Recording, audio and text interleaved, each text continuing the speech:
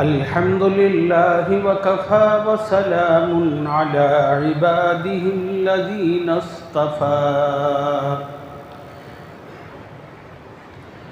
أما بعد فقد قال الله تبارك وتعالى في كلامه المجيد والفرقان الحميد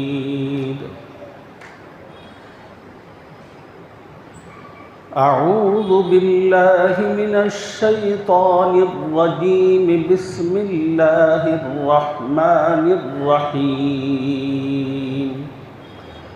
شهر رمضان الذي أنزل فيه القرآن صدق الله العظيم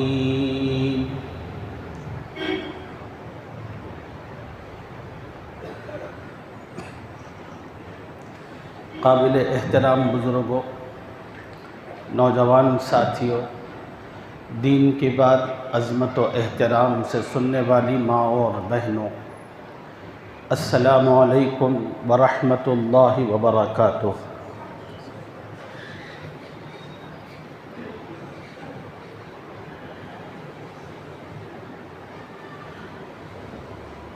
اس جمعہ میں آپ حضرات کی خدمت میں رمضان المبارک کے استقبال اور اس کی عظمت و فضیلت سے متعلق کچھ باتیں اور ان فضیلتوں اور عظمتوں کو حاصل کرنے کا طریقہ عرض کرنا چاہتا ہوں۔ اللہ تعالیٰ سے دعا فرمائیں کہ اللہ تعالیٰ شرح صدر کے ساتھ مختصر سے وقت میں ان باتوں کو آپ حضرات کی خدمت میں عرض کرنے کی توفیق عطا فرمائیں۔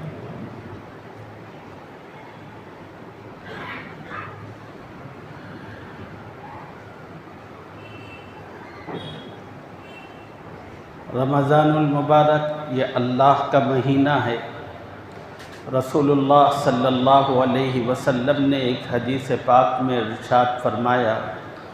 شعبان شہری و رمضان شہر اللہ۔ لوگو، شعبان میرا مہینہ ہے اور رمضان اللہ کا مہینہ ہے۔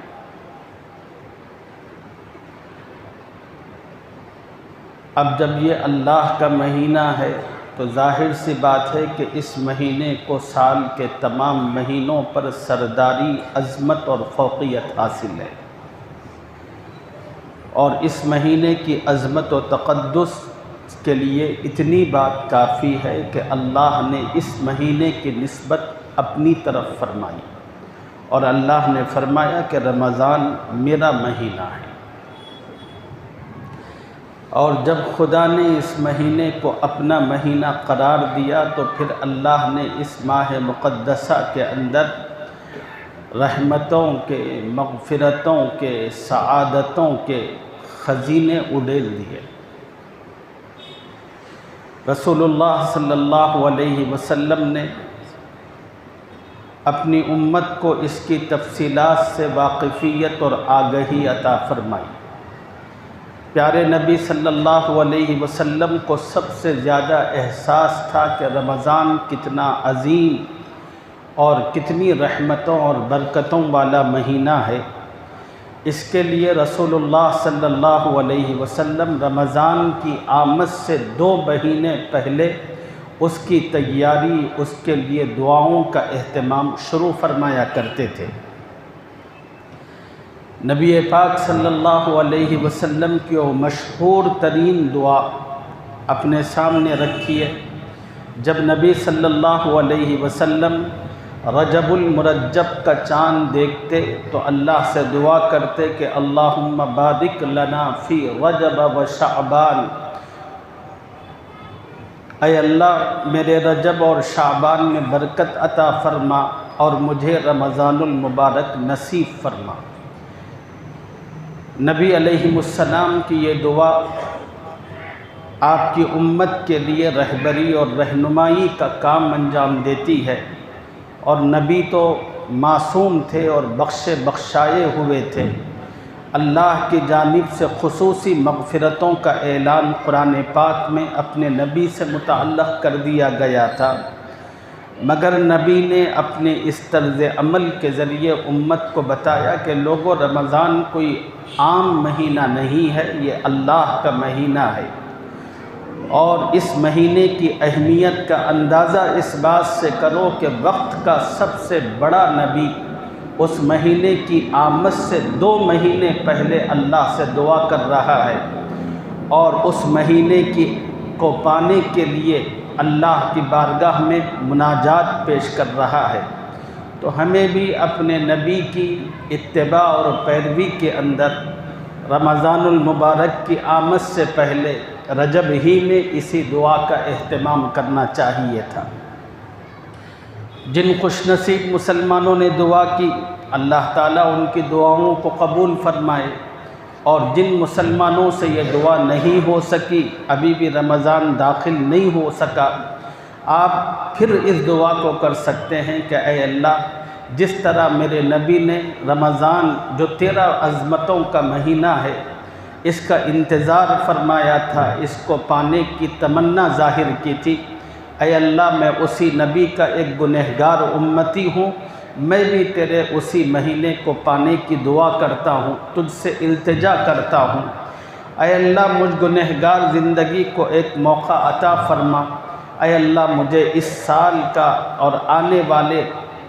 مہینہ رمضان عطا فرما، اے اللہ مجھے قوت اور طاقت، حوصلہ اور ہمت عطا فرما، اے اللہ مجھے اتنی سعادت عطا فرما کہ اس مہینے کے اندر آپ نے جو برکتیں اور رحمتیں اور مغفرتیں رکھی ہیں، ان رحمتوں اور برکتوں اور مغفرتوں اور سعادتوں کو حاصل کر سکو۔ نبی صلی اللہ علیہ وسلم ایک تو رمضان کی آمد سے 2 مہینے پہلے دعا کیا کرتے تھے، اور دوسرا رمضان کے شروع ہونے سے چند دن پہلے آپ صحابہ کرام کو جمع کر کے رمضان کی عظمت اور فضیلت کو بیان کرتے۔ حضرت سلمان فارسی رضی اللہ تعالی عنہ سے مروی ہے، وہ بیان فرماتے ہیں کہ خطبنا رسول اللہ صلی اللہ علیہ وسلم من آخر یوم من شعبان، رسول اللہ صلی اللہ علیہ وسلم ہم سب کو مسجد نبوی میں جمع فرما کر شعبان کے آخری دنوں میں خطبہ دیا کرتے تھے۔ نبی علیہ السلام اس خطبے کے اندر رمضان کی عظمت اور فضیلتوں کو بیان کرتے تھے۔ نبی علیہ السلام صحابہ کو بٹھا کر کہتے تھے، یا ایھا الناس قد اظلکم شہر عظیم، اے لوگوں بڑا عظیم، بڑا بابرکت مہینہ تم پر سایہ فگن ہونے والا ہے۔ اللہ کے مہینے رمضان کی آمد ہے، خدا کے نبی نے اس مہینے کو عظیم کہا ہے۔ اگر عظیم کا مفہوم سمجھنا ہے تو قرآن پاک کو دیکھنا پڑے گا، تو پھر عظیم کا صحیح مفہوم سمجھ میں آئے گا۔ عظیم کا لفظ عظمتوں سے ہے۔ جب قرآن کھول کر عظیم کو دیکھتے ہیں تو اللہ تعالیٰ نے شرک کو عظیم کہا۔ ایک مقام پر فرمایا کہ ان الشرک لظلم عظیم، لوگوں خدا کی ذات میں، خدا کی صفات میں، خدا کی بندگی میں کسی کو شریک کرنا سب سے بڑا اور سب سے بدترین گناہ ہے، اور جس گناہ کو اللہ نے عظیم کہا اس گناہ سے متعلق کہا ان اللہ لا یغفر ان یشرک بہ ویغفر ما دون ذلک لمن یشاء، اللہ تعالیٰ شرک کی مغفرت نہیں کرتے، شرک کے سوا انسان جو بھی گناہ کرے اللہ تعالیٰ اپنی رحمت سے اس کو معاف کر سکتے ہیں۔ اللہ تعالیٰ نے اپنی ذات سے متعلق کہا کہ عظیم، آیت الکرسی پڑھتے جائیے، اور جب آیت الکرسی کی اخیر میں آپ پہنچتے ہیں تو وَلَا يَؤُودُهُ حِفْظُهُمَا وَهُوَ الْعَلِيُّ الْعَظِيمُ، اللہ تعالیٰ کی ذات بڑی عظمتوں والی، بڑی بلند اور بابرکت ہے۔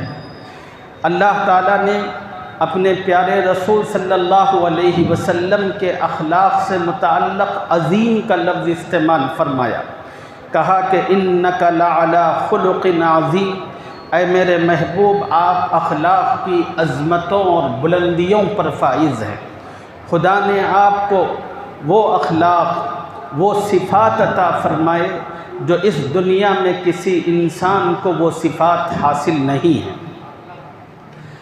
اسی طرح اللہ تعالیٰ نے قرآن مجید سے متعلق اس کی صفت بیان کرتے ہوئے کہا وَلَقَدْ آتَيْنَاكَ سَبْعًا مِّنَ الْمَثَانِي وَالْقُرْآنِ الْعَظِيمِ، اے نبی اللہ تعالیٰ نے آپ کو بڑا عظمت اور بابرکت کلام پاک عطا فرمایا۔ عظیم کا لفظ خدا نے اپنے لیے کہا، اپنے رسول کے لیے کہا، قرآن پاک کے لیے کہا، شرک کے لیے کہا۔ حدیث میں رسول اللہ صلی اللہ علیہ وسلم نے عظیم کا لفظ رمضان المبارک کے مہینے کے حق میں استعمال فرما رہے ہیں۔ آپ تصور اور اندازہ کریں جس طرح نبی کے اخلاق سب سے بلند، جس طرح اللہ کی ذات سب سے زیادہ قوت و طاقت و قدرت رکھنے والی،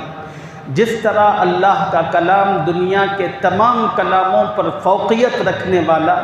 بالکل اسی طرح رمضان المبارک کا مہینہ سال کے تمام مہینوں پر سب سے زیادہ فوقیت اور عظمت رکھنے والا ہے۔ اور نبی نے اسی کو فرمایا کہ یا ایھا الناس قد اظلکم شہر عظیم۔ پھر نبی علیہ السلام نے فرمایا کہ لوگوں، یہ مہینہ وہ مہینہ ہے جس میں اللہ کی برکتیں اور رحمتیں اترتی ہیں۔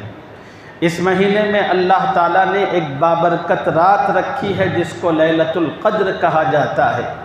کسی خوش نصیب مسلمان کو یہ رات میسر آ جائے اور وہ مسلمان اس رات کو ہر قسم کے لغویات سے ہٹ کٹ کر اللہ کی رضا اور خوشنودی میں اس کی عبادت و بندگی میں گزار دے تو اللہ 80 برس سے زیادہ عبادتوں کا اجر و ثواب اس کو عطا فرماتے ہیں۔ گویا یہ ایک رات ایسی عظیم رات ہے کہ اگر کوئی مسلمان اس رات میں عبادت کر لے، وہ ایک رات اس کی پوری زندگی پر بھاری پڑ سکتی ہے۔ وہی ایک رات تنہا اس کی نجات کا، اس کی مغفرت کا، اللہ کے غصے سے بچانے کا، اللہ کی خوشنودی دلانے کا سبب اور ذریعہ بن سکتی ہے۔ پھر نبی صلی اللہ علیہ وسلم نے فرمایا کہ لوگوں، اللہ تعالیٰ نے اس مہینے کے روزوں کو تم پر فرض فرمایا ہے۔ رمضان المبارک کے روزے اللہ تعالیٰ نے تمام مسلمان مرد اور عورتوں پر جو عاقل ہیں، بالغ ہیں، مقیم ہیں، ان پر فرض فرمایا۔ اگر کوئی آدمی بیمار ہے یا کوئی عورت ماہواری کے اندر مبتلا ہے یا کوئی عورت حیض و نفاس کے عالم میں ہے یا کوئی مسلمان مسافرت کی حالت میں ہے، سفر کی وجہ سے اس کو روزہ رکھنے میں مشقتوں کا سامنا ہے، تو اللہ نے اجازت دی ہے کہ بس یہ لوگ روزہ چھوڑ سکتے ہیں۔ ان کے علاوہ تمام مردوں کو، تمام عورتوں کو، تمام جوانوں کو اللہ کا یہ حکم پورا کرتے ہوئے روزہ رکھنا ہے۔ آج کل لوگ معمولی بہانوں پر رمضان کے شروع ہونے پر اپنے روزوں کا فدیہ دینے لگتے ہیں۔ تمام مسلمانوں کو معلوم ہونا چاہیے، حضور صلی اللہ علیہ وسلم نے فرمایا اگر کوئی مسلمان رمضان کا ایک روزہ جان بوجھ کر چھوڑ دے، پھر ساری زندگی وہ روزوں کا اہتمام کرتا رہے، ساری زندگی کے قضا روزے مل کر بھی رمضان کے ایک روزے کے اجر و ثواب کو حاصل نہیں کر سکتے۔ اس لیے ہر مسلمان کو اللہ کے اس فریضے کی ادائیگی کا اہتمام کرنا ہے۔ جہاں یہ اہتمام مردوں میں ہوتا ہے وہاں یہ اہتمام خواتین کے اندر بھی ہونا چاہیے۔ معمولی آزار پر مجھے شوگر ہے، مجھے بلڈ پریشر ہے، مجھے فلاں ہے، یہ تمام کی تمام چیزوں کو بازو میں رکھیے، کسی اچھے ڈاکٹر سے ملاقات کیجیے اور ان سے ملاقات کر کے اپنے فریضے کو بتائیے اور کہیے کہ ڈاکٹر صاحب میں روزہ رکھنا چاہتا ہوں، آپ میرے لیے معاونت کرنے والی، مجھے قوت اور مدد فراہم کرنے والی جو بہترین دوائیں ہو سکتی ہیں وہ دیجیے۔ اور بہت سارے لوگ بڑی آسانی کے ساتھ اپنی طرف سے فدیہ پیش کرتے ہیں کہ پورے 1 مہینے کے روزوں کا کسی کو راشن دلا دیں۔ یہ نہیں کہتا کہ آپ راشن مت دلائیں، ضرور دلائیں، مگر آپ کو معلوم ہونا چاہیے کہ راشن کون دے سکتا ہے۔ راشن وہ آدمی اپنے روزوں کا دے سکتا ہے جو اتنا بوڑھا ہو چکا ہے، اتنا کمزور اور نحیف ہو چکا ہے، اتنا بیمار اور لاغر ہے کہ اس کے اندر روزہ رکھنے کی سکت نہیں ہے، اور پھر اس آدمی کے دوبارہ صحت مند ہونے کے دور دور تک کوئی آثار، کوئی امید اور توقع نہیں ہے، ایسا آدمی روزے کا فدیہ دے سکتا ہے۔ ہٹا کٹا آدمی، اچھا بھلا چنگا آدمی یہ روزوں کا فدیہ نہیں دے سکتا۔ ابھی مجھے کل پرسوں ایک صاحب مسئلہ پوچھ رہے تھے کہ مولانا میرا ایک بچہ ہے، نوجوان اور بالغ ہے، تھوڑا سا کمزور ہے، کیا میں اپنے بچے کی طرف سے فدیہ ادا کر سکتا ہوں؟ میں نے ان سے کہا کہ بھائی آپ نے روزے کی فرضیت کا مطلب ہی نہیں سمجھا۔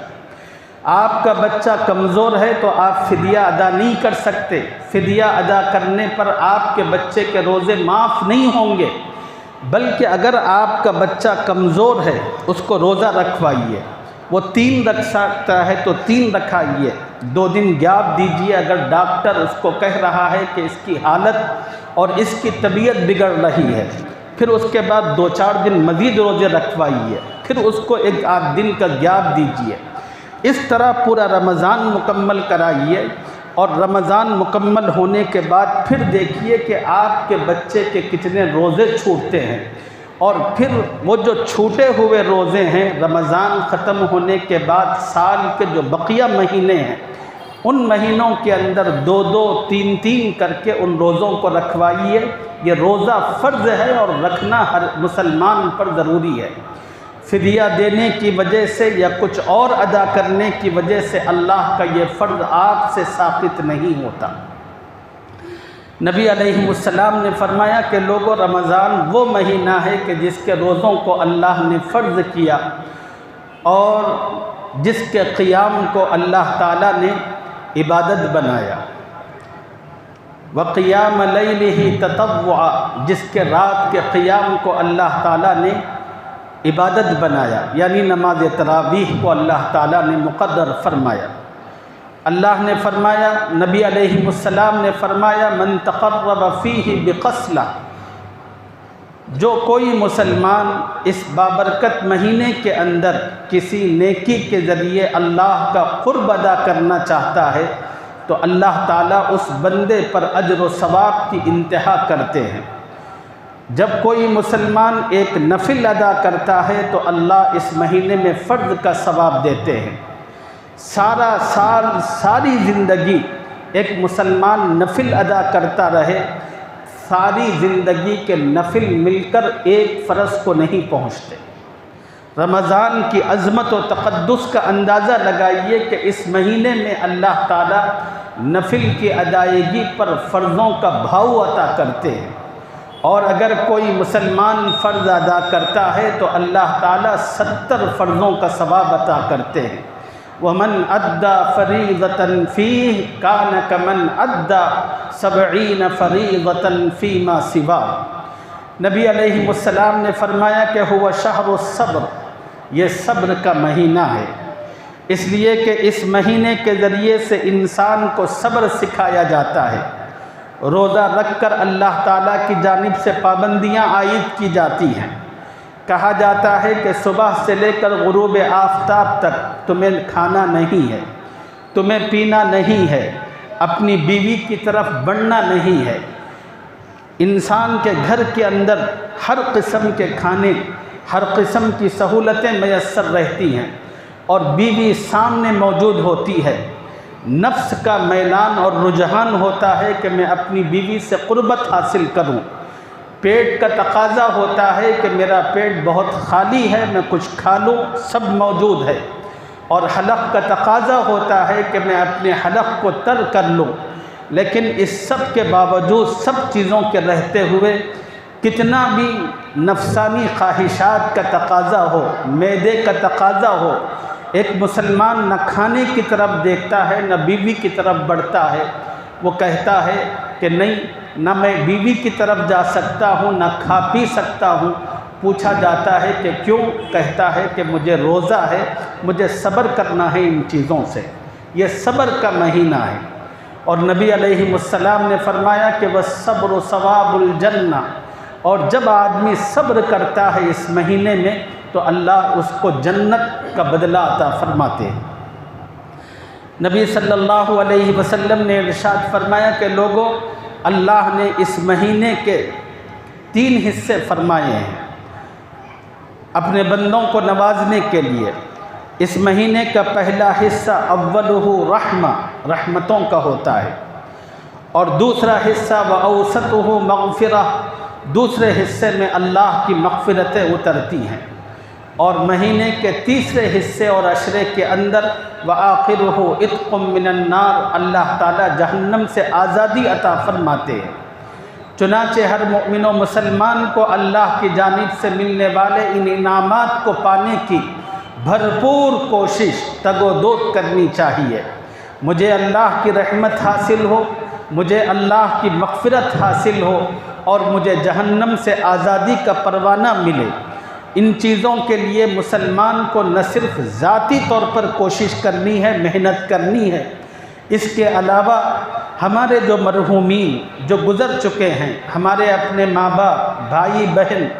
جو گزر چکے ہیں، ان کے لیے بھی اللہ تعالیٰ سے اپنے ساتھ ساتھ مغفرتوں کی دعاؤں کا اہتمام کرنا چاہیے، اور ان کے حق میں بھی اللہ کی رحمتوں کو طلب کرنا چاہیے۔ حدیث پاک میں آتا ہے کہ اللہ تعالیٰ روزانہ افطار کے موقع پر ایسے 10 لاکھ لوگوں کو جہنم سے آزادی کا پروانہ عطا کرتے ہیں جن کی بدعمالی کے سبب جہنم واجب ہو چکی ہے، اور رمضان کی ہر رات میں اللہ تعالیٰ ایسے 6 لوگوں کی مغفرت فرماتے ہیں جن کی بدعمالیوں کے سبب جہنم لازم ہو چکی ہے۔ رمضان کا سارا دن رات کا پورا وقت اللہ نے رحمتوں، برکتوں اور مغفرتوں سے سجا کر رکھا ہے۔ نبی علیہ السلام نے فرمایا کہ جو کوئی مسلمان رمضان کے بابرکت مہینے کے اندر کسی روزے دار کو روزہ افطار کرائے، اللہ تعالیٰ اس کی مغفرت فرماتے ہیں، اس کے لیے جہنم سے آزادی کا پروانہ عطا کرتے ہیں۔ صحابہ کرام نے جب نبی علیہ السلام سے یہ فضیلت سنی، تمام کے تمام صحابہ دل مسوس کر رہ گئے، اس لیے کہ اسلام کی ابتدا کا جو زمانہ تھا وہ بڑی تنگیوں کا، بڑی سختیوں کا، بڑی غربتوں کا، بڑے فاقوں کا زمانہ تھا۔ حضرات صحابہ کا حال یہ تھا کہ پوری جماعت میں ایک فرد بھی شاید موجود ہوتا جس کے گھر میں کھانے کی کوئی وافر مقدار ہوتی، تو صحابہ بڑے بے چین ہو گئے، کہنے لگے کہ یا رسول اللہ، ہم میں سے ہر آدمی اس بات کی استطاعت نہیں رکھتا کہ روزے دار کو پیٹ بھر کھانا کھلا دے، کیا یا رسول اللہ ہم اس فضیلت سے محروم رہ جائیں گے، پیچھے رہ جائیں گے؟ نبی علیہ السلام نے فوراً امت کے غریبوں کو اپنے دامن میں سمیٹا، کہا کہ نہیں، یہ اجر و ثواب جو اللہ کی طرف سے ملتا ہے پیٹ بھر کر کھانا کھلانے پر موقوف نہیں ہے، بلکہ کوئی مسلمان کسی روزے دار کا روزہ کھجور سے افطار کرا دے، پانی یا شربت کے 2 گھونٹ پلا دے، اس کے بھی اللہ تعالیٰ گناہ معاف کرتے ہیں، اس کو بھی جہنم سے آزادی کا پروانہ عطا کرتے ہیں۔ یہ اللہ کی عطا کا مہینہ ہے۔ اس مہینے کے اندر اللہ تعالیٰ ہر مومن کی روزی میں بڑھوتری کرتے ہیں۔ ہم اپنی آنکھوں سے دیکھتے ہیں کہ سال کے اور مہینوں میں کھانے پینے کے وہ لوازمات، وہ اسباب ہمیں میسر نہیں آتے جو رمضان کے بابرکت مہینے میں ہر امیر اور غریب کو میسر آتے ہیں۔ اتنی فراغت کے ساتھ دسترخوان پر نعمتیں ہوتی ہیں کہ انسان حیرت زدہ رہ جاتا ہے، تو اللہ فرماتے ہیں کہ یزاد فی رزق المؤمن، یہ وہ مہینہ ہے کہ جس مہینے میں اللہ ہر مومن کی روزی میں اضافہ کرتا ہے۔ تو ہر مومن کو کوشش کرنی چاہیے جب میں اپنے گھر کے اندر افطار یا سحر کا کوئی انتظام کروں، آپ اپنے گھر کا جو سالن بناتے ہیں تھوڑا سا پانی اس میں اضافہ کر لیں، اور جب سالن تیار ہو جائے تو تھوڑا سالن اپنے پڑوس میں بھی ضرور بھیج دیا کرے۔ حدیث پاک میں آتا ہے رسول اللہ صلی اللہ علیہ وسلم نے فرمایا تخلقوا باخلاق اللہ، لوگو اللہ کے اخلاق کو اپنے اندر پیدا کرو۔ اللہ کا ایک اخلاق ہے کہ وہ سخی ہیں، داتا ہیں، اپنے بندوں کو نوازتے رہتے ہیں۔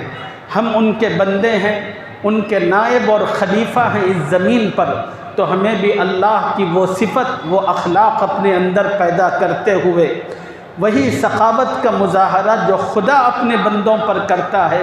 ہمیں اپنے پڑوسیوں پر، اپنے رشتہ داروں اور بھائیوں سے متعلق کرنا چاہیے۔ نبی صلی اللہ علیہ وسلم نے ارشاد فرمایا اس مہینے سے متعلق کہ جو لوگ کاروبار کرتے ہیں، بڑی دکان کرتے ہیں اور اپنی دکان کے اندر مختلف ملازموں کو رکھتے ہیں، تو ایسے لوگوں سے فرمایا کہ رمضان کے موقع پر جو کوئی سیٹ، جو کوئی مالدار اپنے ملازم کے کام میں ہلکا پن پیدا کرتا ہے، اس کے بوجھ کو کم کرتا ہے، اللہ تعالیٰ اس کی بھی مغفرت فرماتے ہیں، اس کو بھی جہنم سے آزادی کا پروانہ عطا کرتے ہیں۔ رمضان کا مہینہ جب شروع ہوتا ہے، تمام کے تمام دکانداروں کو چاہیے کہ اپنے ملازموں پر سہولت اور وسعت پیدا کرے۔ نبی علیہ السلام نے سماج کے ہر طبقے کو اس مہینے سے نوازنے کے راستے اور طریقے بتائے۔ اگر ہم ان راستوں سے استفادہ نہ کر سکے تو یہ ہماری اپنی بدنصیبی ہے، ورنہ نبی علیہ السلام نے تو اپنا حق ادا کر دیا۔ تو ہر دکاندار کو چاہیے کہ ایک آدھ ملازم کا اضافہ کرے، اپنے دکان کھولنے اور بند کرنے کے اوقات میں تخفیف کرے، اور ہمیشہ مالک کو اس بات کا استحضار رہے جس طرح میں روزے سے ہوں اور روزے میں مجھے تکلیف ہو رہی ہے، اسی طرح میرا ملازم بھی روزے سے ہے، اس کو بھی تکلیف ہو رہی ہے۔ اگر ملازم کام کے اندر کچھ سستی کرتا ہے تو مالک کو چاہیے کہ اللہ کے لیے اس کو درگزر کر دے، اور یہی ادا اس کی مغفرت کا سبب اور ذریعہ بن سکتی ہے۔ اس لیے کہ نبی علیہ السلام نے سہولتیں پیدا کرنے کا حکم دیا۔ مسجدوں کے اندر ہر جگہ اسی سہولت کے معاملے کو مد نظر رکھنا چاہیے۔ نبی علیہ السلام نے رمضان کے اندر اس امت کو 4 اعمال کی خصوصیت سے تلقین فرمائی۔ فرمایا کہ پہلا عمل میری امت کو چاہیے کہ کلمہ طیبہ کی کثرت کرے، لا الہ الا اللہ، اٹھے بیٹھے، چلتے پھرتے، لیٹتے جاگتے، وضو کے ساتھ ہوں کہ بے وضو کے ساتھ ہوں، بیٹھے ہوں کہ کھڑے ہوئے ہوں، گھر کے اندر ہوں کہ بازاروں میں چلت پھرت ہو رہی ہو،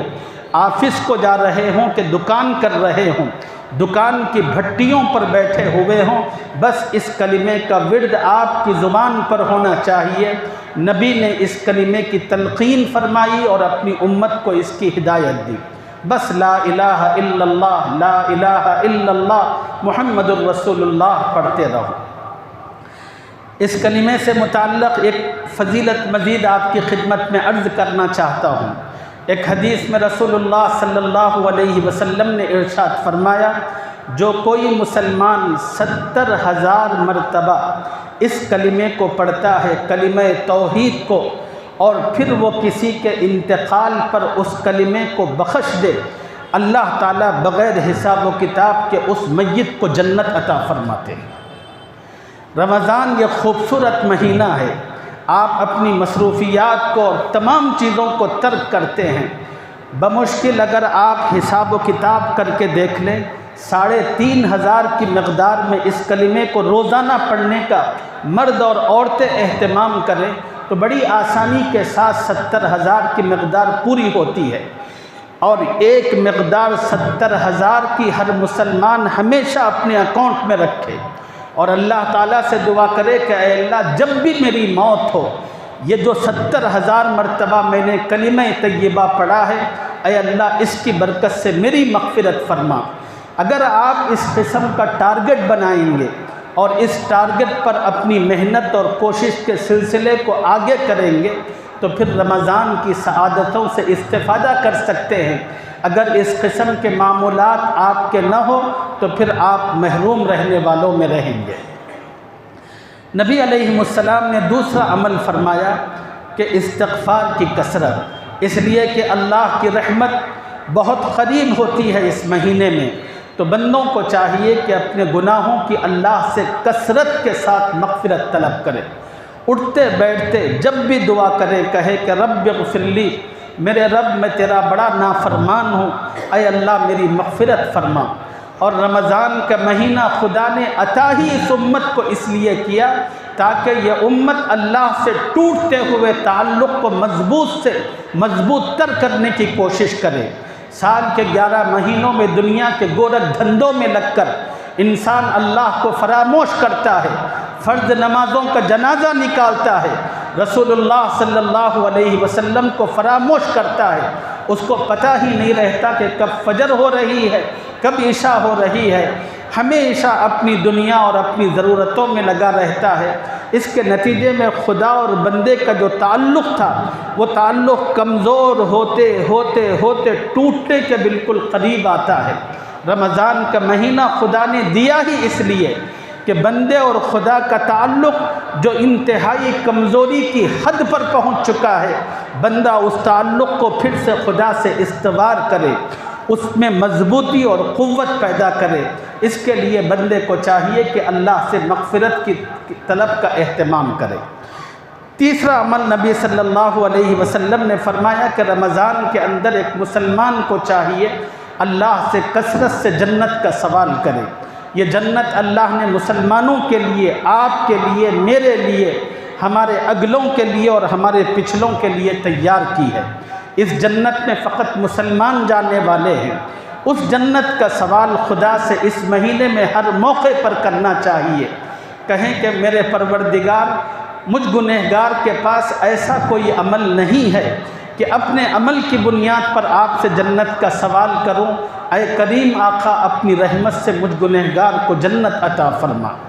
نبی علیہ السلام نے فرمایا کہ چوتھی چیز رمضان کے اندر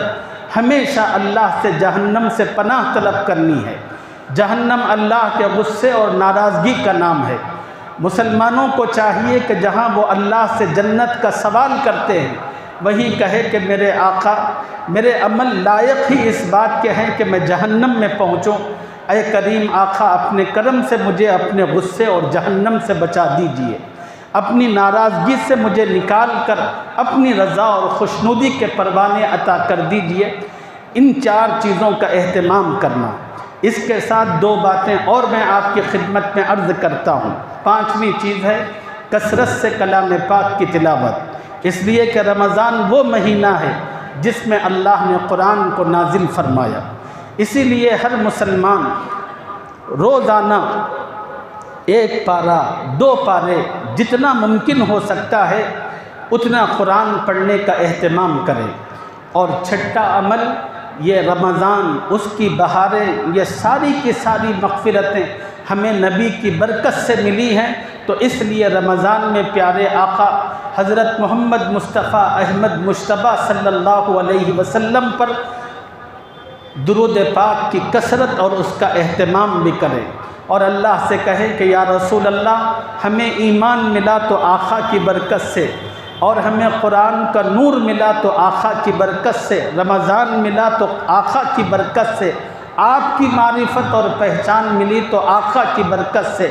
آقا نہ ہوتے تو ہم بھی اے اللہ کچھ بھی نہ ہوتے، اے اللہ ہمارے آقا پر ان کی شان کے مطابق اپنی رحمتیں اور برکتیں نازل فرما۔ اس تصور استحضار کے ساتھ آقا پر درود پاک کی کثرت، یہ 6 اعمال ہیں، اس کے ساتھ اپنے رمضان کو گزارنے کا اہتمام کریں۔ اللہ اپنے کرم سے مجھے بھی اور آپ تمام کو آنے والے رمضان کی برکتوں اور سعادتوں سے اپنے دامن مراد کو بھرنے کی توفیق اور سعادت عطا فرمائے۔ آمین یا رب العالمین۔ وآخر دعوانا الحمد للہ رب العالمین۔